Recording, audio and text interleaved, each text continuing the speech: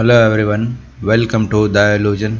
इस वीडियो में हम लोग झारखंड का भूगोल के सीरीज को आगे बढ़ाते हैं और इस वीडियो में हम लोग पढ़ने वाले हैं प्रमुख नदियों के बारे में। जो झारखंड की प्रमुख नदियां हैं उनको यहाँ पर हम लोग डिटेल में समझेंगे, जो आपकी परीक्षा के पॉइंट ऑफ व्यू से बहुत ज़्यादा इम्पॉर्टेंट है। ये वीडियो उन सभी विद्यार्थियों के लिए इम्पॉर्टेंट है जो जेपीएससी या जेएसएससी जैसे एग्ज़ाम की तैयारी कर रहे हैं। वैसे जेपीएससी का एग्ज़ाम बहुत दिन नहीं बचा है, तो आप इसको पूरा देख सकते हैं एक रेफरेंस वीडियो की तरह। इसके पहले मैं आगे बढ़ूं, मैं आपको ये बता दूं कि इसका पार्ट 1, पार्ट 2, पार्ट 3 अपलोड हो चुका है। तो यदि आप इन सभी वीडियो को जाकर नहीं देखें तो जाकर इसको भी देखें। और ये जो वीडियो आप देख रहे हैं ये है पार्ट 4, जिसमें से आप पार्ट 2 को नहीं भी देखेंगे तो चलेगा, लेकिन पार्ट 1 और पार्ट 3 आपके लिए बहुत ज़्यादा इम्पॉर्टेंट है। तो पार्ट 1, पार्ट 3 को जाकर आप देखें। इसमें मैंने बताया है झारखंड कैसे बना है, इसकी भूमि किस प्रकार की है, उसके बाद कि ये भूमि कब किस काल में किस रूप से ढली है, सारी चीज़ों को पार्ट 1 में बताया गया है। आप जाकर पार्ट 1 को देखें। पार्ट 3 को भी आपके लिए बनाया गया है, जो आपके परीक्षा के पॉइंट ऑफ व्यू से बहुत ज़्यादा इम्पॉर्टेंट है। और ये है पार्ट 4, जिसमें प्रमुख नदियों के बारे में हम लोग पढ़ने वाले हैं। प्रमुख नदियों के बारे में पढ़ने से पहले आपको कुछ चीज़ें मालूम होनी चाहिए झारखंड के बारे में। देखो, झारखंड में पानी कितना है, क्योंकि नदियों के बारे में हम क्यों पढ़ते हैं, क्योंकि यहाँ पर मिलता है मुझे पानी, जल मिलता है। अब झारखंड का जो क्षेत्र है, जो एरिया है, इसमें पानी कितना है, तो ऐसा तो नहीं है कि डब्बे से इसको नाप लिया जाए कि चलो 1000 लीटर का डब्बा है, 1 लीटर का डब्बा है, इससे नाप लिया जाए, वैसा नहीं है। तो ये अनुमानित किया गया है कि यहाँ जो पानी मौजूद है ये 28,781 मिलियन क्यूबिक मीटर यहाँ पर इतना ज़्यादा पानी संचित है, या फिर आप कह सकते हैं कि इतना ही यहाँ पर पानी है। जिसमें से ये तो हुआ टोटल, ये हुआ टोटल। इसको 2 भागों में बांटा गया है। पहला भाग वो है जो पानी धरती के ऊपर है, ठीक है, कोई तालाब में है, कहीं नदियों में बह रही है, कोई पोखर में है, कहीं डोभा वगैरह में है, नदी नालों में जो पानी बहती है, जो मुझे ज़मीन के ऊपर दिखता है, वो पानी आता है 1 नंबर में। और दूसरा जो है भाग, इसमें वो पानी है जो ज़मीन के नीचे है। अब कहेंगे कि इन दोनों में डिफरेंस कितना है, क्योंकि टोटल तो इतना हुआ, मान लो ये 100% है पानी, झारखंड में इतना पानी पाया जाता है, तो इसमें से कितना ज़मीन के ऊपर है और कितना ज़मीन के नीचे है। तो देखो, इसका जो डिफरेंस है ना, ये बहुत ज़्यादा है, गैप बहुत ज़्यादा बना हुआ है। ये कैसे, मैं आपको बताता हूँ। 100% जो पानी है, जो इतना है, इसका करीब 82.7% इतना पानी जो है ये सिर्फ और सिर्फ ज़मीन के ऊपर है। मतलब आप कह सकते हैं कि आधा से क्या मतलब बहुत ज़्यादा, आधा से भी बहुत ज़्यादा, करीब करीब पूरा पानी जो है वो ज़मीन के ऊपर ही है। तो बचा हुआ जो भाग रह गया वो रह गया 17.5%। तो 17.5% जो पानी है यही मात्र ज़मीन के नीचे है। अब यहाँ पर कंसर्न वाली बात ये है कि 17% जो पानी है, इसी में यहाँ पर इस एरिया में बोरवेल वगैरह देखी जाती हैं, नलकूप लगाए जाते हैं और यहाँ से पानी निकाल लिया जाता है, जिससे आने वाले समय में पानी का महत्व बहुत ज़्यादा बढ़ जाने वाला है झारखंड के एरिया में। तो आपने यहाँ पर समझा कि पानी जो है वो किस तरीके से यहाँ पर बंटा हुआ है। जो टोटल यहाँ पर मतलब जितना पानी संसाधन है वो करीब 28,781 मिलियन क्यूबिक मीटर है, जिसमें से 82.5% तो पानी ज़मीन के ऊपर ही है और बाकी बचा हुआ जो पानी है वो ज़मीन के नीचे है। अब इसको आप मिलियन क्यूबिक मीटर में भी आप देख लें। जैसे कि मैंने आपको टोटल बताया मैंने आपको 28,781 मिलियन क्यूबिक मीटर। इसका 2 भाग, एक है 82.7%, तो इसमें कितना आता है, कितना क्यूबिक मीटर आता है पानी, कितना मिलियन क्यूबिक मीटर आता है, तो ये आता 23789। इतना मैंने 23,789 मिलियन क्यूबिक मीटर पानी जो है वो ज़मीन के ऊपर है, और 17.3% जो पानी है इसमें आता है करीब 4,992 मिलियन क्यूबिक मीटर पानी जो ज़मीन के नीचे है। तो ये आपको क्लियर हो जाना चाहिए। अब आपने जो देखा कि जो ज़मीन के नीचे पानी है ये बहुत कम है, करीब 4,992 मिलियन क्यूबिक मीटर है, और ज़मीन के जो ऊपर में पानी है ये 24,000 के आसपास है, मतलब 24,000 मिलियन क्यूबिक मीटर यहाँ पर पानी है। सबसे बड़ी बात ये है कि हम लोग जो ये एरिया है झारखंड का, यहाँ पर बहुत ज़्यादा नलकूप का उपयोग किया जाता है, तो ज़मीन के नीचे जो पानी है ये निकलते जा रहा है बाहर।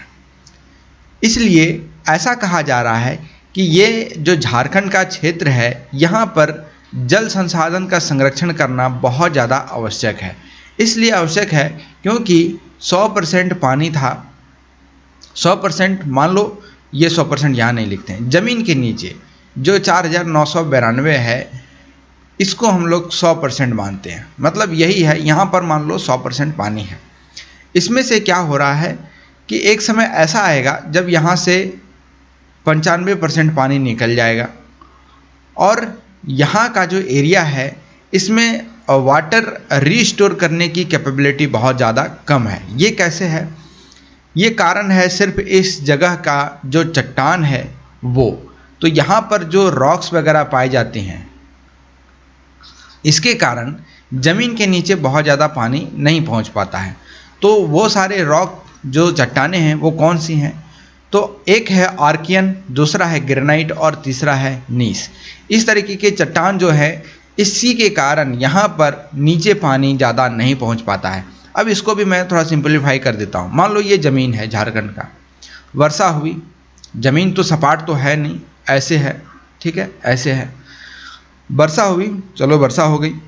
अब यहाँ पर पानी रुक गया, यहाँ पर पानी रुक गया, इधर पानी रुक गया, नीचे बहुत नीचे जो है यहाँ पर चट्टान है बहुत बड़ा, जो कि आर्कियन है या फिर ग्रेनाइट है या फिर नीस के चट्टान है। इसमें यह होगा कि इस चट्टान में छिद्र नहीं होते हैं, क्योंकि जो भी चट्टानें पाई जाती हैं उसमें छोटे छोटे छिद्र होते हैं। इन छोटे छोटे छिद्रों में क्या होता है कि जैसे कोई डोभा में पानी भर गया, नीचे चट्टान है, तो यहाँ से जब पानी नीचे की ओर दबाव डालता है तो ये धीरे धीरे रिश्ते रिश्ते इसके नीचे चला जाता है, जो कि काफ़ी ज़्यादा बड़े मात्रा में जाता है। लेकिन ये जो आर्कियन, ग्रेनाइट और नीस के चट्टानें हैं इसमें बहुत कम होते हैं छिद्र, होते ही नहीं हैं। तो अब क्या होगा कि जो यहाँ पर पानी है ये नीचे नहीं जा पाएगा, मतलब इसी के ऊपर रह जाएगा, और ये पानी जब इसके नीचे नहीं जा पाएगा तो ये कहीं ना कहीं दूसरी ओर रिसना स्टार्ट करेगा, और कहीं ना कहीं ये किसी जलाशय में जाकर मिल जाएगा या फिर किसी नदी में जाकर ये मतलब उसको क्या कहते हैं, सिक्रेशन होकर ये बह जाएगा। इसी के कारण यहाँ पर बहुत कम वाटर का रिस्टोर हो पाता है। अब कितना होता है, कुछ तो ज़रूर होता होगा, तो आप रखें कि 100% में मात्र 5% ही ऐसा पानी है जो रीस्टोर हो पाता है। इसलिए कहा जाता है कि जो यहाँ का क्षेत्र है यहाँ पर भूमिगत जल जो है इसका भंडारण सीमित है। तो कृपया करके जो झारखंड के निवासी हैं वो पानी को अच्छे से व्यवहार में लें। पानी बहुत बहुमूल्य चीज़ है आपके लिए। आने वाले जो समय है आप तो अच्छे से बिता रहे हो, लेकिन आने वाली आप ही की 1-2 पीढ़ी बहुत ज़्यादा वाटर स्कैरसिटी का शिकार हो जाएगी और उसको बहुत ज़्यादा झेलना पड़ सकता है। तो इसको बचाने के लिए आपको पहले ही तैयार हो जाना पड़ेगा, आपको अच्छे से जल संसाधन का उपयोग करना पड़ेगा। खैर आगे बढ़ते हैं और हम लोग मेन टॉपिक को देखते हैं जो नदी है, क्योंकि अभी तक जो कहानी चली ये सिर्फ आपको समझाने के लिए था कि झारखंड में कितना पानी है, किस तरीके से यहाँ पर पानी का बटाव हुआ है, या फिर कहाँ कहाँ पर किस तरीके का पानी का जल संसाधन कैसा है। अब हम लोग जानते हैं नदियों के बारे में। तो ये है झारखंड, ये है इसका जोग्राफिकल मैप और ये है पॉलिटिकल मैप। इसको जोग्राफिकल नहीं, इसको फिजिकल बोलेंगे, ठीक है। जोग्राफिकल भी आप कह सकते हैं, तो वैसा कोई बात नहीं है। अब यहाँ पर आप देखेंगे इसका जो ज़मीन है, जो भूखंड है, इसका जो जितना भी ऊंचा भाग है वो दो तरफ ढाल में पाया जाता है। तो एक तो ये एरिया हो गया और एक ये एरिया हो गया या फिर ये एरिया हो गया। तो दो तरफ ढाल है, एक तो है दक्षिण की ओर, एक है पूर्व की ओर, एक है इधर से। तो ये जो है इसको हम लोग बाद में जानेंगे। तो दो तरफ जो ढाल है इसको दो भागों में बांटा गया है। एक है उत्तर की तरफ जो गंगा की ओर जाती है, ये मैं आपको मैप में दिखाता हूँ। ये जो एरिया है ये प्लस ये जो एरिया है, जो ये उच्चावच है, इसमें से कुछ नदियाँ इधर से निकलती है और चली जाती है बिहार में। अब जो बिहार में जाती है वो बिहार के लड़के पढ़े, जो बिहार की तैयारी कर रहे हैं वो जाए बिहार में, बिहार का नदी के बारे में पढ़े तो उसको ये सारी नदियाँ पढ़ना होगा, जो झारखंड से तो निकलती हैं लेकिन बहती झारखंड में नहीं है। दूसरा है दक्षिण और पूर्व की ओर बहने वाली नदी। तो दक्षिण तो पहले ये हो गया, दक्षिण जो इधर की ओर बहेगा, ये नदियाँ, वो नदियाँ आपको पढ़ना है झारखंड के बच्चे। और एक पूर्व की ओर बढ़ने वाली नदियाँ जो इस दिशा में बढ़ती है। तो ये दो भाग हैं जिसमें इसको बांटा गया है। तो आप यहाँ पर देखेंगे जो यहाँ पर ढलान है उसी के अनुसार यहाँ पर अपवाह तंत्र का विकास हुआ है। जैसे ये ऊंची भूमि है, ऐसी बात नहीं है कि इधर वर्षा नहीं होती है, इधर भी वर्षा होती है, लेकिन जो ऊंचाई वाला क्षेत्र है कहीं ना कहीं नदी जो है वहीं से फॉर्मेशन होना शुरू होता है। और सारा पानी इस पहाड़ी वाले इलाके से ही नहीं आता है, मतलब जो ऊंचा एरिया वहीं से नहीं आता है, हिमालय तो है नहीं कि वहाँ से आएगा। मेन बात ये होता है कि सोर्स उसका वो बन जाता है, लेकिन यहाँ से जब ढलान की ओर नदियाँ निकलती है तो ढलान काफ़ी ज़्यादा है और बहुत बड़ा एरिया से ये पानी लेकर अपने अंदर लाती है और उसके बाद ये बनती है पूरे बड़ा रूप में एक नदी। तो इस तरीके से यहाँ पर अपवाह तंत्र का या फिर कहें प्रवाह तंत्र का विकास हुआ है, जैसा यहाँ पर ऊंची वाली भूमि है उस तरीके से। अब हम लोग देखते हैं उत्तर की तरफ जो प्रवाहित होती है नदियाँ वो कौन कौन सी है। तो एक है उत्तरी कोयल नदी, दूसरा है कन्हार, चानन, सकरी, मोहना, क्यूल, फल्गु और लीलाजन। लीलाजन को निरंजन कहा जाता है। फल्गु नदी जो है ये गया में है, बिहार का एक डिस्ट्रिक्ट है गया। आपको याद होगा गया के बारे में, बोध गया इसको कहा जाता है। मैं इस पर ज़्यादा नहीं जाऊंगा क्योंकि मैं हिस्ट्री नहीं पढ़ा रहा हूँ। लीलाजन, निरंजन, इसका भी संबंध है गौतम बुद्ध से। लेकिन इसमें से आपको याद कौन सा करना है, ये जो है ना उत्तरी कोयल नदी, ये आपके लिए इम्पॉर्टेंट है। क्यों इम्पॉर्टेंट है? जब नदियों के बारे में हम लोग डिटेल में समझेंगे आगे लेक्चर में, तब इसको हम लोग समझेंगे। आगे बढ़ते हैं। दक्षिण की ओर बहने वाली नदियाँ कौन कौन सी है? दक्षिण की ओर प्रवाहित होने वाली नदियाँ, शंख नदी, दक्षिणी कोयल नदी, कारो नदी, स्वर्णरेखा नदी। पूर्व की ओर बहने वाली नदियाँ कौन है? दामोदर और बराकर। ये दोनों नदियाँ वैसे भी आपके लिए बहुत ज़्यादा इम्पोर्टेंट है। अजय नदी, मोर नदी, ब्रह्मणी नदी और बंसलोई नदी। अब सबसे बड़ी बात कि आपने जो इतना सारा नदी देखा, जो भी यहाँ पर उत्तर की तरफ बहने वाली नदी या फिर दक्षिण की ओर बहने वाली नदी या फिर पूर्व की ओर बहने वाली नदी, जितना भी आपने नदी अभी तक पढ़ा, ये सारा नदी जो है ये मौसमी नदी है। ठीक है, मौसमी नदी है। क्यों है? क्योंकि ये किसी ग्लेशियर से नहीं निकलती है। इसमें 12 महीने, ठीक है, 12 महीने इसमें पानी नहीं होता। वर्षा जब होती है तभी इसके अंदर पानी आता है।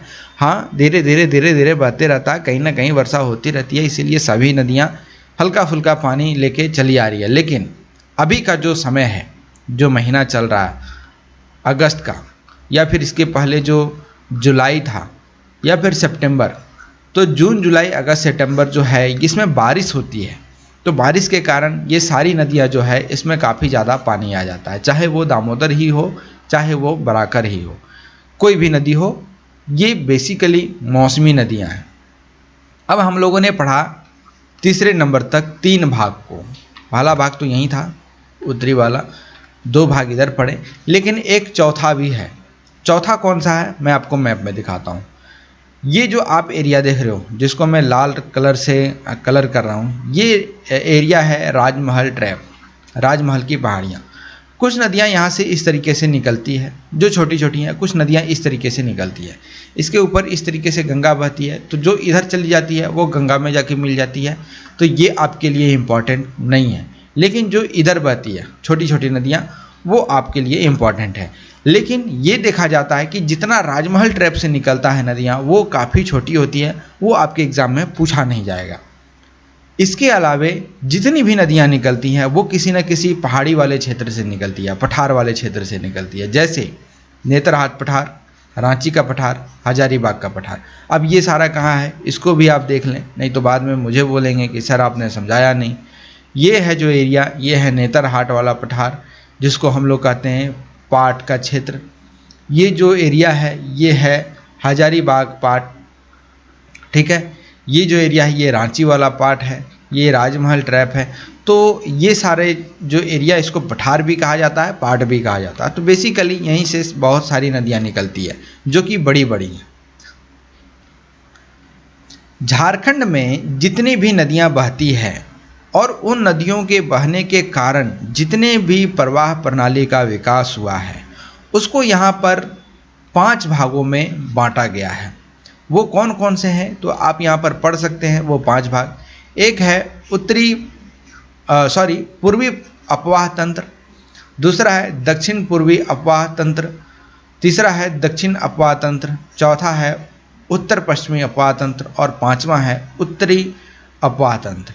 मैं आपको इसको थोड़ा सा और क्लियर कर देता हूँ। ये है नॉर्थ, ये है साउथ, ये है ईस्ट और ये है वेस्ट। पहला जो आपने पढ़ा पूर्वी अपवाह तंत्र, पूर्वी अपवाह तंत्र में जो नदियाँ इधर से बहेंगी वो है पूर्वी नदियाँ। दक्षिणी पूर्वी जो नदियाँ हैं वो कौन सी है, तो देखो दक्षिण ये है, पूर्व ये है, तो जो नदियाँ इस डायरेक्शन में आगे बढ़ेंगी वो है दक्षिणी पूर्वी अपवाह तंत्र। इसके बाद आता है दक्षिणी अपवाह तंत्र। दक्षिणी अपवाह तंत्र जो नदियाँ इस दिशा में आगे बढ़ेंगी वो है दक्षिणी अपवाह तंत्र। उत्तरी पश्चिमी अपवाह तंत्र जो कि इसके ठीक अपोजिट इधर की ओर बढ़ेंगी वो है उत्तरी पश्चिमी, ठीक है, उत्तरी पश्चिमी अपवाह तंत्र। अगला जो है 5वां नंबर ये है उत्तरी अपवाह तंत्र, मतलब जो नदियाँ सीधे बिहार की ओर निकल जाती हैं। तो बेसिकली ये जो नदियाँ हैं ये आपके लिए उतना ज़्यादा इम्पॉर्टेंट है नहीं। इसमें से एक ही नदी आपके लिए इम्पॉर्टेंट है, वो है उत्तरी कोयल नदी। ये इसलिए कि इस पर बहुत सारी ऐसी परियोजनाएं जो लंबे समय से चल रही है और इसके बारे में हम लोग आगे पढ़ेंगे, यहाँ पर ज़्यादा नहीं पढ़ेंगे। अब हम लोग यहाँ पर पढ़ेंगे एक एक करके, इन सभी को एक एक करके पढ़ेंगे। तो पहला हम लोग पढ़ते हैं पूर्वी अपवाह तंत्र। अब सबसे बड़ी बात कि पूर्वी अपवाह तंत्र जो है इसमें कौन कौन सी नदियाँ आती हैं। इसमें आता है 2 प्रमुख नदी, दामोदर और बराकर। ये आपके लिए इम्पॉर्टेंट है। अब इम्पॉर्टेंट है, इससे आपको एक एडवांटेज भी मिलती है, एक डिसएडवांटेज भी मिलती है। वो क्या है, क्योंकि ये बहुत ज़्यादा इम्पॉर्टेंट है। आपने सुना होगा दामोदर वैली कॉरपोरेशन, जो कि स्वतंत्र भारत का पहला कॉरपोरेशन या फिर आप कह सकते हैं पहली परियोजना थी। इसके कारण ये यहाँ के बच्चे जानते हैं डीवीसी क्या है, दामोदर नदी क्या है, बराकर क्या है। तो यहाँ से 2 ऐसी चीज़ें सामने निकल के आती हैं। एक तो ये इम्पॉर्टेंट है इसलिए ये सभी कोई जानते हैं, तो आपके एग्ज़ाम में इससे क्वेश्चन नहीं पूछा जाएगा। दूसरी बात, ये इम्पॉर्टेंट है तो इससे क्वेश्चन पूछा जा सकता है। देखिए, इससे बहुत ज़्यादा डीप आपसे क्वेश्चन नहीं पूछा जाएगा। इसमें ऊपरी ऊपरी भाग से आपसे क्वेश्चन पूछा जा सकता है, तो आप इसको रख सकते हैं अनइम्पॉर्टेंट में, क्योंकि मुझे जहाँ तक लगता है कि इससे क्वेश्चन आपके एग्ज़ाम में नहीं पूछा। हाँ, डेट्स वगैरह पूछा जा सकता है कि ये दामोदर वैली कॉरपोरेशन कब स्टार्ट हुआ था, कब इसकी नींव रखी गई थी, दामोदर कहाँ से निकलती है, बराकर कहाँ से निकलती है। इससे ज़्यादा आपसे नहीं पूछा जाएगा। बहुत से बहुत ज़्यादा ये पूछ लिया जाएगा कि दामोदर नदी पर कौन सा बांध है, बराकर पर कौन सा बांध है। इससे ज़्यादा नहीं पूछा जाएगा। तो इसका आप 2 एडवांटेज देखें तो बात यही होती है, दामोदर और बराकर, अजय नदी, मयूराक्षी नदी, ब्रह्मणी नदी, गोमानी नदी और बंसलोई नदी।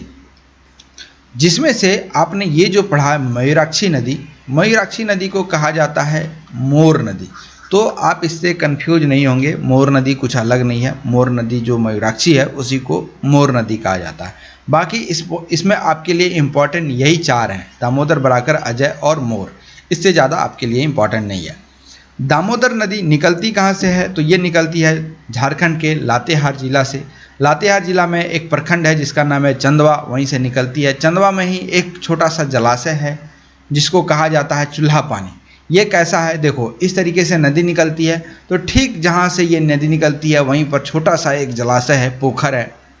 वैसे इससे इसका कोई ज़्यादा लेना देना है नहीं, क्योंकि सारा पानी इसका यहाँ से नहीं आता है। इसके बाद जो नदी बहती है, इसकी जो ढलानें हैं, इस प्रकार से यहाँ से इसको पानी बहुत ज़्यादा मिलता है और इस तरीके से बहते हुए ये बड़ी नदी में बदल जाती है।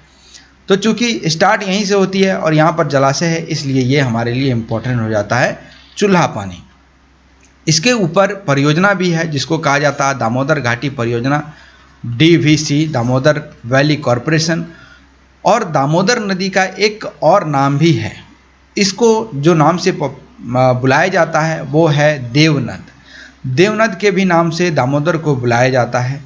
ये नदी लातेहार जिला से निकलती है, उसके बाद चतरा में जाती है, हजारीबाग में बहती है, रामगढ़, बोकारो, धनबाद होते हुए ये बंगाल में प्रवेश कर जाती है। इसको 2 भागों में बांटा गया है, पहला ऊपरी दामोदर और दूसरा है निम्न दामोदर। ऊपरी दामोदर मतलब जहाँ पर ये बहुत ज़्यादा ऊंचाई में है, लगभग 350 मीटर की ऊंचाई में है, उसको कहा जाता है ऊपरी दामोदर। और जब यह ढलान छोड़कर आगे मैदानी एरिया में बहती है तो इसको कहा जाता है निम्न दामोदर।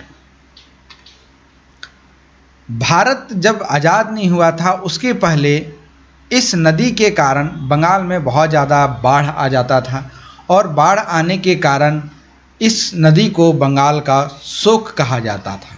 ये भी आपसे एग्ज़ाम में पूछा जा सकता है। अब स्वतंत्रता के पूर्व, पहले ही क्यों, बाद में इसमें क्या हुआ? तो बाद में ये हुआ कि जैसे ही देश आज़ाद हुई, स्वतंत्रता प्राप्त हुआ देश को, उसके बाद यहाँ पर एक परियोजना लागू किया गया जिसको DVC कहा जाता है, दामोदर वैली कॉरपोरेशन। ये यहाँ पर लागू किया गया और ये DVC कॉरपोरेशन जो है, DVC जो है, इसको किसी के तर्ज पर स्टार्ट किया गया था, और इसको मतलब कह सकते हैं कि कॉपी, किसी का कॉपी है ये DVC। किसका है? तो देखो, USA में एक परियोजना है, एक कॉरपोरेशन है जिसका नाम है टेनेंसी घाटी परियोजना, टेनेंसी वैली कॉरपोरेशन। इसी के तर्ज पर इस DVC को बनाया गया। आप सोचे भारत कहाँ और अमेरिका कहाँ, तो उसके अनुसार यहाँ पर बनाया गया था इस दामोदर घाटी परियोजना को। और ये कब बनाया गया? ये बनाया गया आज़ादी के बाद। आज़ादी के बाद दामोदर घाटी पर इस परियोजना की शुरुआत की गई, और जब ये बन रहा था तो उस समय हमारे पहले प्रधानमंत्री जवाहरलाल नेहरू जी कार्यकाल में थे, और इसी के द्वारा इस DVC को मतलब इसका उद्घाटन किया गया। तो ये भी आप याद रखेंगे। कभी आप दामोदर या बराकर नदी जाएंगे तो 2 आपको इम्पॉर्टेंट बांध मिलेगा। एक तो मिलेगा पंचेत बांध, ठीक है, एक मिलेगा पंचेत बांध। यहाँ पर मैंने कहीं लिखा भी होगा, खैर नहीं लिखा है तो कोई बात नहीं। लेकिन जो पंचेत बांध है इसका भी उद्घाटन पंडित जवाहरलाल नेहरू के द्वारा ही किया गया था।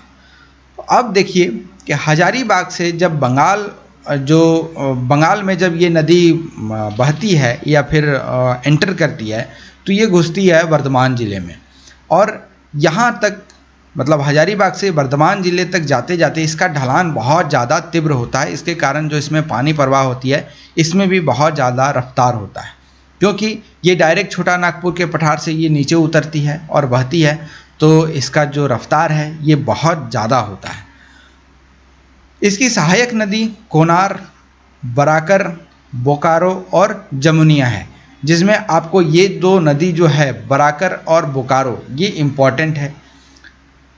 भारत में सबसे ज़्यादा जो कोयला मिलता है ये दामोदर नदी का जो बेसिन है इसी के आसपास के क्षेत्र में मिलता है। और सिर्फ कोयला ही नहीं मिलता है यहाँ पर, इसके अलावे और भी बहुत सारे खनिज यहाँ पर मिलते हैं, जैसे चूना, लोहा और बहुत सारे यहाँ पर खनिज पदार्थ इस क्षेत्र से एक्सट्रैक्ट किए जाते हैं। इसके अलावे यहाँ पर बहुत सारे औद्योगिक क्षेत्र भी बसे हुए हैं। सिंदरी, मोरी, कुल्टी, हिजापुर, झरिया, मैथन, चिरकुंडा, चितरंजन जहाँ पर रेलवे यार्ड भी है और यहाँ पर रेल इंजन भी बनाए जाते हैं। मैथन एक बांध का नाम है और एक जगह का भी नाम है। ये जो बांध है ये बोकारो नदी पर बना हुआ है। इसके अलावे जो मैंने आपको बताया कि जो बराकर नदी है, सॉरी जो दामोदर नदी है, इसके ऊपर जो बांध बनाया गया है उसका नाम है पंचित बांध। तो ये आपसे पूछा जा सकता है एग्जाम में, तो आप इसको याद रखेंगे। इस नदी का जो उद्देश्य है वो बहुत ज़्यादा है, इसलिए इसको कहा जाता है बहुउद्देशीय परियोजना। बहुउद्देशीय परियोजना का मतलब कि इसका उद्देश्य बहुत ज़्यादा है, मतलब बहुत सारे इसके उद्देश्य हैं। एक तो ये उद्देश्य है कि बाढ़ को नियंत्रण करना, दूसरी बात कि जल विद्युत मतलब यहाँ पर बनाना, पावर सप्लाई को यहाँ पर विकसित करना। इसके अलावा यहाँ पर ताप विद्युत केंद्र भी स्थापित किया गया है। तो ये सारे चीज़ यहाँ पर देखा गया है। इसके अलावा सिंचाई हो गया, वाटर हार्वेस्टिंग या फिर ग्राउंड लेवल जो वाटर है उसके रिस्टोर के लिए इसका उपयोग किया जाता है। प्लस यहाँ पर मछली पालन वगैरह भी किया जाता है। मतलब इसके उद्देश्य बहुआयामी है, इसलिए इसको कहा जाता है बहुउद्देशीय योजना। अगला है बराकर नदी। बराकर नदी दामोदर नदी का ही एक सहायक नदी है। आप कह सकते हैं कि जब बंगाल में ये एंटर होने वाला होता है बराकर नदी, उसी समय जाकर ये दामोदर में इस तरीके से मिल जाती है। तो बराकर नदी जो है ये दामोदर नदी की मुख्य सहायक नदी है। बराकर नदी निकलती कहाँ से है? तो ये निकलती है हजारीबाग के ज़िले से। हजारीबाग में ये उत्तरी भाग से निकलती है और जब ये हजारीबाग से निकलती है, इसके बाद इस नदी के द्वारा जो मार्ग अपनाया जाता है उस मार्ग का जो आकृति है वो अर्धवृत्ताकार है। इसके बाद ये स्वतंत्र रूप से प्रवाहित होते हुए जब बंगाल की सीमा में क्षेत्र करने मतलब बंगाल का जो क्षेत्र है वहाँ पर एंटर करने वाला होता है, उसी समय दामोदर नदी में ये मिल जाती है। उसरी एक नदी का नाम है, इसका ये सहायक नदी है। बराकर का सहायक नदी कौन सा है? तो ये है उसरी नदी। उसरी नदी के ऊपर एक वाटरफॉल है जिसको कहा जाता है उसरी वाटरफॉल। तो ये भी आपसे पूछा जा सकता है। दामोदर घाटी परियोजना जो है ये दामोदर और बराकर दोनों को मिला करके बनाया गया था और इससे बहुत बड़ा यहाँ पर बड़े बड़े बांध बनाए गए हैं, जिसमें से बराकर नदी पर जो बांध बनाया गया है उसका नाम है मैथन बांध। यहाँ पर जल विद्युत का उत्पादन किया जाता है और बहुत सारे क्षेत्रों में जल की आपूर्ति भी यहीं से की जाती है। इस नदी का एक धार्मिक महत्व भी है क्योंकि इसके आसपास बहुत सारी ऐसे छोटे छोटे मंदिर हैं। एक तो है जैन मंदिर और जो आपने अभी पढ़ा बांध का नाम मैथान। मैथान एक डैम भी है और एक स्थान भी है। तो जो स्थान है वहाँ पर एक मंदिर है जिसको काली मंदिर कहा जाता है, जिसका ऑफिशियल नाम है कल्याणेश्वरी मंदिर। ये कल्याणेश्वरी मंदिर जो है ये एक सिद्धपीठ के नाम से यहाँ पर विख्यात है, तो इसलिए इस नदी का एक धार्मिक महत्व भी बन जाता है। इसके बाद आता है अजय नदी। अजय नदी जो है ये बिहार के जमुई जिला से निकलता है। अब देखो मैंने शुरू में ही बताया ये है इस प्रकार से झारखंड। कुछ नदियाँ यहाँ से निकलती है जो इधर की ओर बहती है, वो पढ़ना है बिहार वाले स्टूडेंट को। लेकिन कुछ नदियाँ इधर से निकलती हैं वो बाय डिफ़ॉल्ट झारखंड की ओर बह जाती है। निकली तो बिहार से है लेकिन बह गई है झारखंड में, तो ये आपको पढ़ना तो पड़ेगा ही, कोई उपाय है नहीं। जैसे कि आपने अपने नदियों के बारे में दूसरे को पढ़ा दिया, वैसे ही दूसरे कोई जो है वो भी आपको पढ़ा रहा, तो उसी में है अजय नदी। सपाट जोक, इसलिए आगे बढ़ते हैं। अजय नदी वैसे बहुत इम्पॉर्टेंट नदी है। ये इसलिए नदी है क्योंकि ये जो अजय नदी है आपको मैं यहाँ पर दिखा देता हूँ। ये जो अजय नदी है इसी के कारण ये थोड़ा सा इलाका जो है ये मैदानी भाग में है। वैसे ज़्यादा मैदानी है नहीं, थोड़ी सी है, लेकिन जो भी है इसी नदी का देन है। अब अजय नदी जो है ये निकलती है बिहार के जमुई ज़िले से। जमुई ज़िला जो है ये बिहार के ही अंतर्गत आता है। इसके और जमुई ज़िला से जो ज़िला सटा हुआ है वो है बांका ज़िला, मुंगेर ज़िला और शायद भागलपुर इससे सटा हुआ है। तो आप इसको थोड़ा मैप में देख लेंगे। ये जो नदी है ये बराकर नदी के एकदम समानांतर बहती है। मतलब बराकर नदी इस प्रकार से बह रही है तो ठीक इसके विपरीत इस तरीके से अजय नदी भी बहती है। तो ये हो जाती है अजय नदी और ये हो जाती है बराकर नदी। है डिफरेंस बहुत दूर में, मतलब ये इसकी दूरी अगल बगल में बहुत ज़्यादा दूर है, ये आसपास है नहीं, लेकिन समांतर बहती है। ये मुंगेर में गिरिडीह के उत्तरी कागारों में ये घुसती है, उसके बाद देवघर में उत्तर की ओर प्रवेश करती है। देवघर जो जिला है झारखंड का, वहाँ पर ये उत्तरी सीमा में एंटर करती है। इसकी दो प्रमुख नदियाँ हैं जो सहायक नदी है, एक का नाम है पथरा और दूसरे का नाम है जयंती। तो ये दो नदियाँ आपको याद रखना है। ये आकर इससे मिलती है पश्चिम दिशा से। अजय नदी जो है ये सारठ के पास दक्षिण की ओर मुड़ जाती है और जामताड़ा में प्रवेश कर जाती है। अब यहाँ पर आपको रुकना है, मैं आपको यहाँ पर कुछ और चीज़ें बता दूँ। सारठ से जब ये निकलती है और जामताड़ा में जब ये एंटर होने वाली होती है, उसी समय ये आपने जो पढ़ा नदियों के नाम पथरा और जयंती, ठीक है, ये जो दो नदी है ये अजय नदी में जाकर मिलती है। मतलब अजय नदी इस प्रकार से बहते हुए आती है। तो ये एक नदी है जो कि पथरा है और दूसरी नदी जो है ये जयंतिया है। तो अजय नदी इधर से बहती हुई आती है। वैसे अजय नदी और जो पथरा नदी है इसकी लंबाई लगभग एक ही है जब तक यहाँ पर मिल नहीं जाता है, ठीक है। इसके बाद ये अजय नदी के नाम से जाना जाता है। देखो अजय नदी आगे क्यों बढ़ गया और ये नदियाँ आगे क्यों नहीं बढ़ पाई। आखिर हम लोग जो आगे बढ़ा नदी, इसको पथराव भी कह सकते हैं, इसको हम लोग जयंती भी कह सकते हैं, लेकिन इन दोनों का नाम यहाँ पर सजेस्ट क्यों नहीं किया जाता, अजय ही क्यों किया जाता है। आपको मालूम है क्या? नहीं मालूम है तो मैं आपको बता दूँ। जिस नदी की गहराई, मान लो ये नदी अजय नदी है, ये है पथरो नदी और ये है जयंती नदी। अब इन तीनों नदियों में जिसकी गहराई ज़्यादा होगी वही नदी का नाम आगे सजेस्ट किया जाएगा। कोई मतलब नहीं है कि कौन सी नदी ज़्यादा चौड़ा है, किसमें कितना ज़्यादा पानी आता है, इससे कोई किसी को लेना देना नहीं है। तो आपको याद रखना है कि यहाँ पर जो गहराई है ये अजय नदी की सबसे ज़्यादा है और पत्थरों और जो जयंती है ये आकर पानी इसमें गिरा देती है। क्योंकि ये गहराई में है तो ये आकर इसमें पानी डालेगी, तो इसलिए हमारा जो अजय नदी है ये आगे बढ़ जाती है अजय के नाम से, और पत्थरों और जो जयंती है ये यहीं पर रुक जाती है। अब हम लोग जो टॉपिक पढ़ रहे थे, अजय नदी इधर से बह रही है, पत्थरों इस प्रकार से आई हुई है और जयंतिया जो है वो कुछ इस प्रकार से आकर यहाँ पर मिली है। तो आपको जब ये जामताड़ा जिला जो है, इधर जामताड़ा जिला पड़ता है, जब यहाँ पर ये तीनों नदियाँ मिल जाती हैं, बाय द वे ये तीनों नदियाँ एक ही क्षेत्र में आकर मिलती हैं, आपको ये साफ साफ दिख भी जाएगा। मिलने के बाद यहाँ से 1 किलोमीटर दूर एक बैराज बनाया गया है जिसको कहा जाता है सिकटिया बैराज। तो सिकटिया बैराज यहाँ पर बनाया गया है। यहाँ पर इन तीनों नदियों को बांधकर यहाँ पर इसका पानी रोका गया है। इसके बाद यहाँ से पानी रिलीज किया जाता है। तो ये भी आपसे पूछा जा सकता है ये सिकटिया बैराज जो है ये किस प्रखंड में आता है या फिर किस जगह पर ये आता है। तो आपको याद रखना है कि ये सारठ के अंतर्गत आता है, जो कि अगेन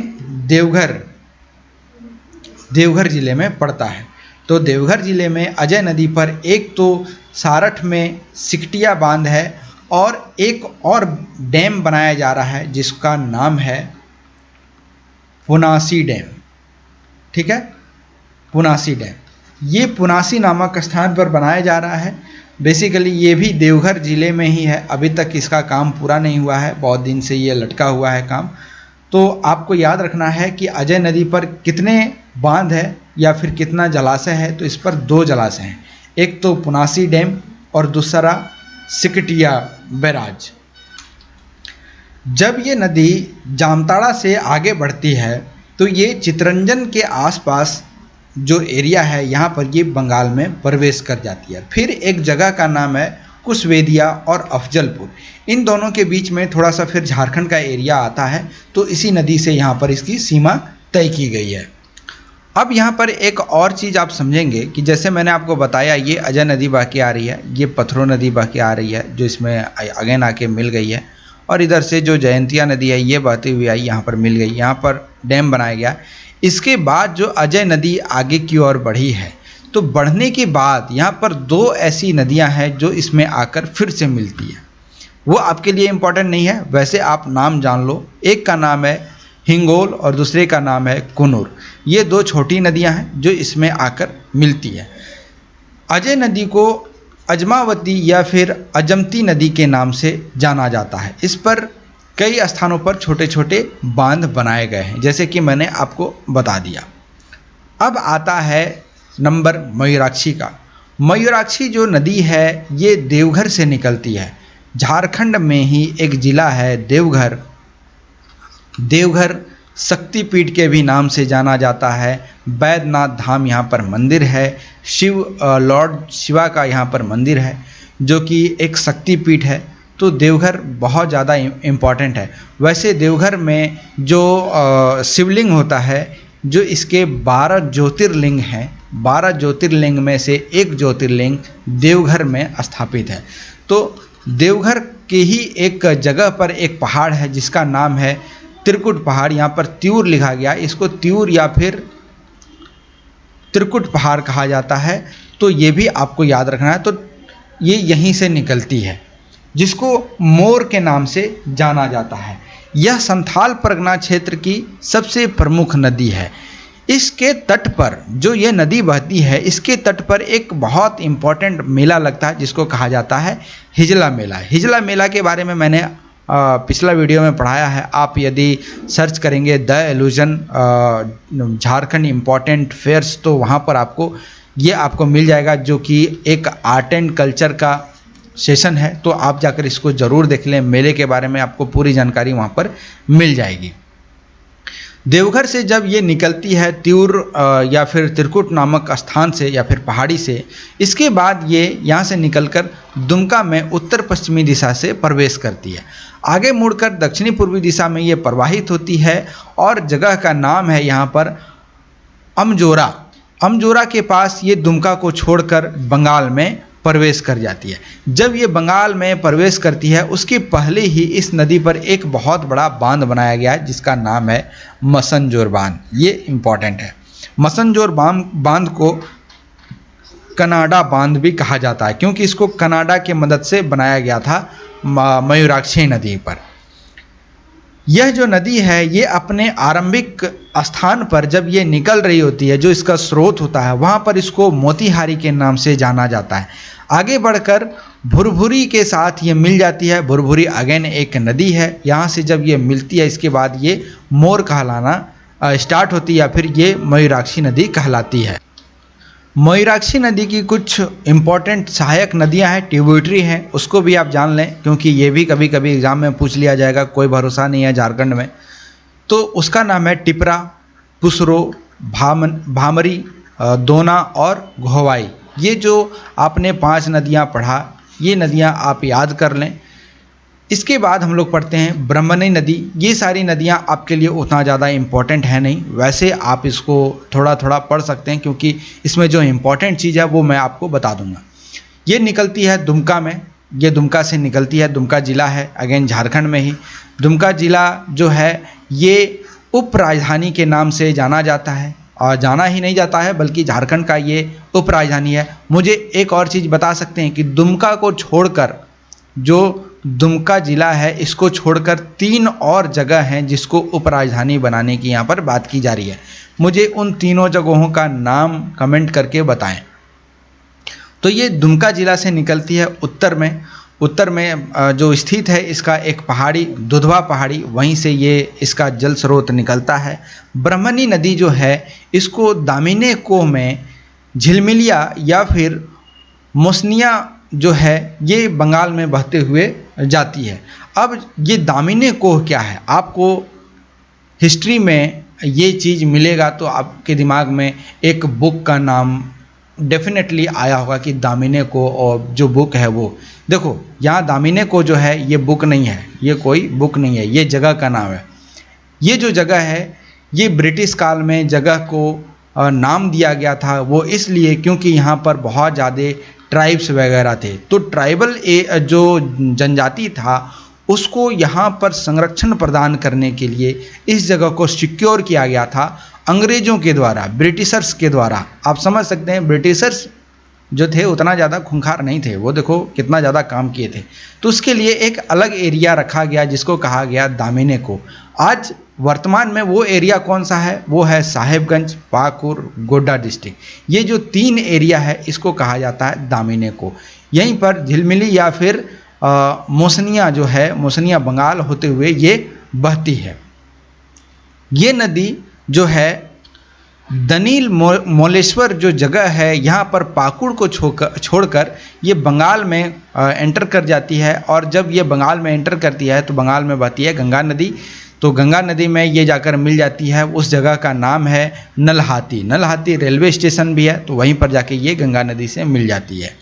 इसकी कुछ सहायक नदियां हैं तो आप इसको याद रखेंगे, गुमरो और एरो, जो ये 2 नदियां हैं ये सहायक नदियां हैं। इसके ऊपर एक बैराज का निर्माण किया गया है जिसका नाम है वेदारा। वेदारा जो बराज है ये किस नदी पर है? ये है ब्रह्मणी नदी पर।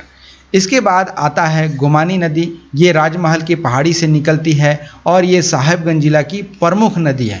इससे ज़्यादा आपको एग्ज़ाम में नहीं पूछा जा सकता है, और आपको बहुत ज़्यादा पूछा जा सकता है तो आप इसकी सहायक नदियाँ जो है वो आप याद रखेंगे नाम,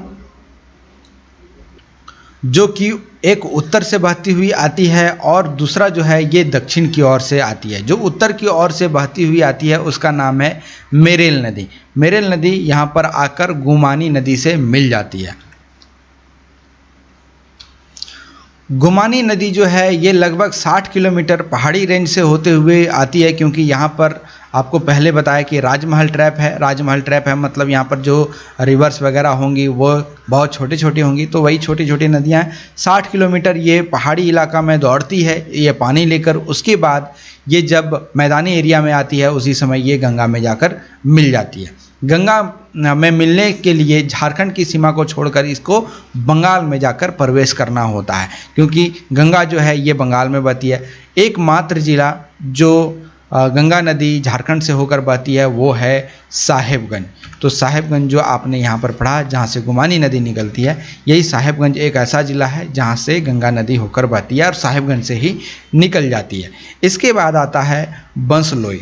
बंसलोई नदी जो है ये गोड्डा ज़िले से निकलती है बांस पहाड़ी से। तो यही आपके लिए इम्पोर्टेंट है, इससे ज़्यादा इम्पोर्टेंट नहीं है।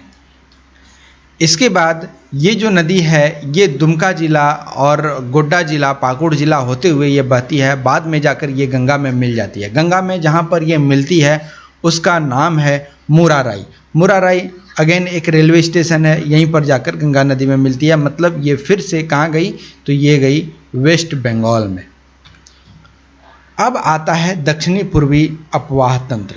मतलब कि जो मैंने आपको डायग्राम बताया था, दक्षिण ये है, पूरब ये है, तो दक्षिणी पूर्वी अपवाह तंत्र के अंतर्गत ये सारी नदियाँ आएगी जो इधर की ओर बहती है। पहला है स्वर्ण रेखा। स्वर्ण रेखा जो नदी है ये निकलती है आपका रांची ज़िले से। रांची ज़िले में एक प्रखंड है जिसका नाम है नगड़ी प्रखंड, यहीं पर ये नदी निकलती है। और जिस जगह से ये निकलती है नगड़ी प्रखंड में, उस गांव का नाम है टिकरा टोली। तो टिकरा टोली गांव से निकलती है स्वर्ण रेखा नदी। स्वर्ण रेखा जो नदी है ये रांची ज़िले से तो निकलती है, बाद में ये रांची ज़िले से बहते हुए जाती है सिंहभूम ज़िले में, और सिंहभूम ज़िले के बाद ये पहुंच जाती है ओडिशा राज्य में। ये एक अगेन मौसमी नदी है। जितने भी यहाँ पर मैं नदियाँ पढ़ा रहा हूँ सारा का सारा मौसमी नदी है। जो आपने पढ़ा स्वर्ण रेखा नदी, तो जितने भी स्वर्ण रेखा नदी का सहायक नदियाँ हैं, इस नदियों के द्वारा यहाँ पर जो रास्ता बनाया जाता है वो पहाड़ी रास्ता है, मतलब घाटी है। उस रास्ते से जब ये बहती है तो इसके कारण यहाँ पर बहुत सारी घाटियाँ और बहुत सारे इन सभी नदियों के द्वारा जलप्रपात का निर्माण किया जाता है। वैसे ही रांची से करीब 28 किलोमीटर दूर उत्तर पूर्व दिशा की ओर स्वर्ण रेखा नदी पर एक जलप्रपात है बहुत ज़्यादा फेमस, जिसका नाम है हुंडरू जलप्रपात। ये कौन सी नदी के कारण बनती है? तो ये बनती है स्वर्ण रेखा नदी के कारण। इस जलप्रपात की ऊंचाई काफ़ी बार पूछी जाती है, तो ये आप एक्यूरेट याद रखेंगे 243 43 फीट ऊंचा है ये जलप्रपात। स्वर्ण रेखा की एक बहुत बड़ी खासियत बात है, एक बहुत बड़ी अच्छी बात है जो कि अच्छा लगता है सुनकर। देखो, जितनी भी झारखंड में नदियां बहती है वो कभी ना कभी किसी न किसी प्रकार से किसी न किसी नदी में जाकर मिली है, या वो गंगा हो या दामोदर हो या अजय नदी हो या बराकर नदी हो, कहीं ना कहीं जाकर वो मिली ही हो, या फिर वो क्यों ना स्वर्ण रेखा हो। लेकिन स्वर्ण रेखा जो नदी है ये अकेले बहती हुई जाती है। इसमें सहायक नदियां हैं लेकिन ये किसी में जाकर नहीं मिलती है, ये स्वतंत्र रूप से जाती है सागर में। कौन से सागर में? तो ये जाती है बे ऑफ बंगाल में। ये बे ऑफ बंगाल में गिरने वाली झारखंड की एकमात्र स्वतंत्र नदी है। तो ये भी आपसे पूछा जा सकता है एग्जाम में। इस नदी का नाम स्वर्ण रेखा इसलिए रखा गया है क्योंकि यहाँ पर सोने के कण पाए जाते हैं, मतलब छोटे छोटे कण यहाँ पर मिलते हैं सोने के। मुख्य रूप से स्वर्ण रेखा नदी की 3 सहायक नदियाँ हैं। तीनों का नाम हम लोग देख लेते हैं। पहला है राहू, दूसरा है कांची और तीसरा है खरकई। तो ये 3 नदियाँ हैं जो आपके लिए इम्पोर्टेंट है। राहू या फिर राढ़ू इसको कहा जाता है। ये निकलता है होरपाहा जिले से, या फिर ये जगह का नाम है, जिला नहीं है, ये जगह का नाम है होरपाहा। तो यहाँ से निकलती है राढ़ू नदी, और राढ़ू नदी यहाँ से निकलती हुई सिल्ली के दक्षिण में स्वर्ण रेखा में जाकर ये मिल जाती है। राढ़ू नदी इसलिए इम्पॉर्टेंट है क्योंकि इसके मार्ग में ये अपना एक जलप्रपात बनाता है जिसका नाम है गौतम धारा जलप्रपात। इसको जोन्हा जलप्रपात के भी नाम से जाना जाता है। इसकी ऊंचाई लगभग 56 फीट है, ठीक है, 56 फीट है। तो ये भी आपसे एक्यूरेट पूछ लिया जाता है। कांची नदी जो है इसके ऊपर है दसम फॉल। दसम वाटर फॉल जो है या फिर जलप्रपात इसको कहेंगे, इसकी ऊंचाई है 144 फीट। इसके बाद है खरकई नदी। खरकई नदी जो है इसके ऊपर एक जलाशय का निर्माण किया गया है और ये स्वर्ण रेखा की सबसे महत्वपूर्ण और सहायक नदी है। झारखंड और उड़ीसा के मध्य जो सीमा है यही खरकई नदी के द्वारा यहाँ पर निर्धारित की जाती है। मतलब ये नदी जिस तरह से बहती है इसके इधर हो जाता है उड़ीसा राज्य और इधर हो जाता है झारखंड राज्य। तो इसी नदी को बॉर्डर मानकर इस नदी का इस तरीके से उपयोग में लाया जाता है। इस नदी का एक सहायक नदी है जिसका नाम है संजय नदी। ये भी कभी कभी एग्जाम में पूछ लिया जाता है। अब हम लोग पढ़ेंगे दक्षिणी अपवाह तंत्र। दक्षिणी अपवाह तंत्र में कोयल नदी जो है, दक्षिणी कोयल नदी, ये थोड़ा सा इम्पोर्टेंट है क्योंकि ये रांची के नगरी प्रखंड से निकलती है और नगरी प्रखंड के ये दक्षिणी भाग से ये निकलती है। जब ये रांची से निकलती है नगरी प्रखंड से, तो यहाँ से निकलने के बाद ये सीधे पश्चिम दिशा की ओर बहना स्टार्ट होता है और जाकर ये लोहरदगा में पहुँच जाती है। लोहरदगा में ये 8 किलोमीटर उत्तर पूर्व में ये उस दिशा में ये आगे बढ़ती है और ये फिर से मुड़ जाती है और लोहरदगा और गुमला जिले से होते हुए ये सिंहभूम में प्रवेश करती है। अंत में ये नदी जो है ये उड़ीसा में प्रवेश कर जाती है। उसके बाद जब ये उड़ीसा में प्रवेश करती है तो ये दक्षिणी कोयल नदी जो है ये गंगपुर के पास आकर शंख नदी में मिल जाती है। इसकी सबसे सहायक या फिर कहेंगे सबसे बड़ी सहायक नदी कौन सा है? तो ये है कारो नदी। कारो नदी सबसे बड़ी सहायक नदी है। अब जो ये नदी है दक्षिणी कोयल नदी, इसके ऊपर एक परियोजना बनाया जा रहा है। एक कॉरपोरेशन आया हुआ था जो कि इस पर एक बांध बनाने की बात की जा रही थी। तो ये परियोजना आज तक पूरी नहीं हो पाई थी या फिर हो पाई है, ठीक है, यह अभी तक पूरी नहीं हुई है। तो वो उस परियोजना का नाम क्या है? उसका नाम है कोयला कारो परियोजना। इसका निर्माण किया जाना था जो आज तक पूरा नहीं हो पाया क्योंकि यहाँ पर जो शेड्यूल ट्राइब वगैरह रहते हैं उसने यहाँ पर विरोध कर दिया और इस परियोजना को आज तक फाइनलाइज नहीं किया गया है। अब आता है शंख नदी। ये नेतरहाट के पठार से निकलती है पश्चिमी भाग से। यह नदी कोयल नदी के ठीक विपरीत दिशा की ओर बढ़ती है। यह गुमला जिले के उत्तरी पश्चिमी सीमा से होकर ये डुमरिया और चैनपुर प्रखंड से प्रारंभ होकर ये आगे बढ़ती है। यहाँ यह नदी जो है ये 2 प्रखंड क्षेत्रों में चार और पहाड़ियों से घिरा हुआ है, जिससे इसको बहुत ज़्यादा जल स्रोत मिलता है। इसका आरंभिक बेसिन का जो क्षेत्र है ये अंडाकार आकृति का है, ये भी आपको याद रखना है। और ये जो क्षेत्र जो अंडाकार आकृति में ये बना हुआ है इसको कहा जाता है बरवे मैदान या फिर ऊपरी शंख बेसिन। शंख नदी की कुछ सहायक नदियां भी हैं जो आपके लिए इम्पोर्टेंट है, जिसका नाम है चिर्रा, लावा, कोक, केदार। ये सारी जो चार नदियां हैं ये आपके लिए बहुत ज़्यादा इम्पोर्टेंट है, एग्जाम में पूछा जा सकता है। अब आते हैं उत्तर पश्चिमी अपवाह तंत्र। उत्तर पश्चिमी मतलब ये है नॉर्थ, ठीक है, ये है नॉर्थ, ये है वेस्ट। तो उत्तर पश्चिमी इधर वाला जो नदी है वो जो उत्तर पश्चिमी अपवाह तंत्र है ये शुरुआत कहाँ से होता है? देखो, इसकी शुरुआत होती है पलामू प्रखंड से। जो प्रमंडल है पलामू, यहाँ से इस अपवाह तंत्र का विस्तार देखा जाता है और यहीं से ये शुरू हुआ है और निकल गया है किधर, ये उत्तर पश्चिमी दिशा की ओर निकल गया है। इसमें जो सबसे इम्पोर्टेंट नदी है ये है उत्तरी कोयल नदी। देखो, ये उत्तरी कोयल नदी अलग है, ये है नॉर्थ कोयल, और जो आपने पीछे पढ़ा वो था साउथ कोयल। तो साउथ कोयल अलग है, इस पर जो बांध बनाया जा रहा है और वो गया, वो बनने वाला नहीं है।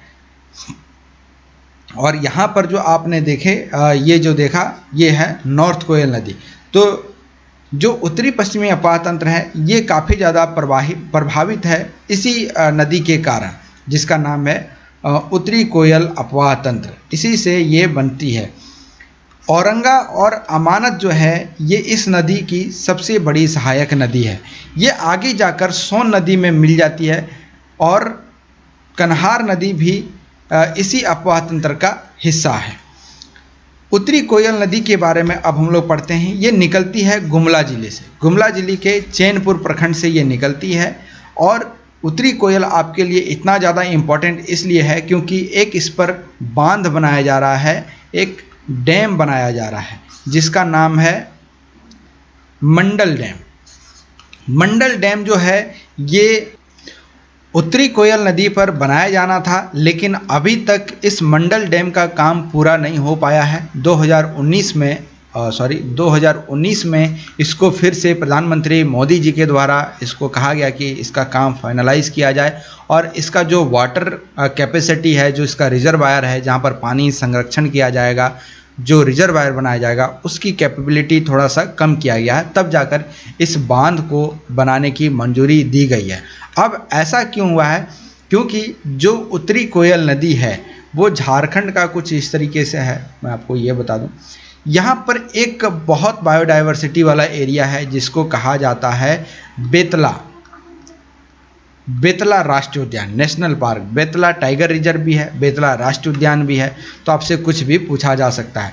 तो ये नदी कुछ इस प्रकार से बहती हुई निकलती है। जब यहाँ पर मंडल डैम बनाया जाएगा तो यहाँ पर रिजर्वायर इसका होगा तैयार, पानी यहाँ पर होगा और इसी के कारण इस बेतला राष्ट्रीय उद्यान जो है, जो नेशनल पार्क है, इसका कुछ भाग जो है ये इस पानी में सबमर्ज हो जाने वाला है। तो यहाँ पर जो भाग सबमर्ज होने वाला था उसमें टाइगर रिजर्व का कुछ भाग था, इसलिए इस नदी पर जो बांध बनाया जाने वाला था जिसका नाम था मंडल बांध, ये अभी तक नहीं बन पाया है। 2019 में फिर से इसको स्टार्ट किया गया है और इस पर काम अभी जारी है।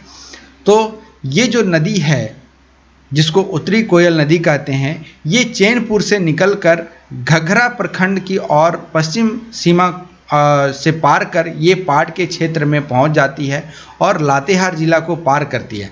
डाल्टनगंज जो क्षेत्र है यहाँ पर यह समतल भूभाग में बहने लगती है और आगे बढ़ती है। इसकी सहायक नदी आप याद रख लें, बूढ़ा, अमानत और औरंग इसकी सहायक नदी है, जो कि अगेन 255 किलोमीटर की पहाड़ियों से होते हुए निकलती है और जाकर सोन नदी में मिल जाती है। जिसमें से आपने जो ये ये जो बूढ़ा जो आपने नाम पढ़ा, जो नदी पढ़ा, इसी पर एक बहुत बड़ा जलप्रपात है। ये लगभग 450 फीट ऊंचा है। तो इस जलप्रपात का जो यहाँ पर निर्माण हुआ है इसको कहा जाता है बूढ़ा घाघ जलप्रपात। ये झारखंड की सबसे ऊंची जलप्रपात है। दूसरी सबसे ऊंची जलप्रपात का आप नाम बताएंगे जो मैंने आपको पीछे पढ़ाया। इसके बाद आता है औरंग नदी। ये निकलती है लोहरदगा जिले के सिस्को प्रखंड से, इसलिए आपके लिए यही इम्पॉर्टेंट है। ये जो नदी है इसकी सहायक नदी के बारे में आप जान लें, घघरी, गोवा नाला, धाधरी और सुकरी ये जाकर इसमें मिलती है और इसकी ये सहायक नदी है। इस नदी के ऊपर एक जल संचय योजना भी बनाई गई है, मतलब एक परियोजना है इसके ऊपर, जिसके कारण यहाँ की जो आसपास का भूमि है, करीब हजारों एकड़ भूमि यहाँ पर इसके कारण सिंचाई के लिए लाभप्रद हो रही है। इसके बाद आता है अमानत नदी। अमानत नदी निकलती है चतरा जिले से। ये लगभग 60 किलोमीटर जो है नदी, और अमानत नदी लगभग 100 किलोमीटर की लंबी दूरी तय करने के बाद ये कोयल जो नदी है इसकी आधी लंबाई को सृजित कर देती है। मतलब इसका आधा लंबाई तो जो कोयल नदी है इसकी आधा लंबाई तो यही दोनों नदी मिलकर पूरी करती है। इस नदी पर बहुत छोटे छोटे बैराज बनाए गए हैं ताकि यहाँ की जो आसपास की भूमि है उसकी सिंचाई की जा सके।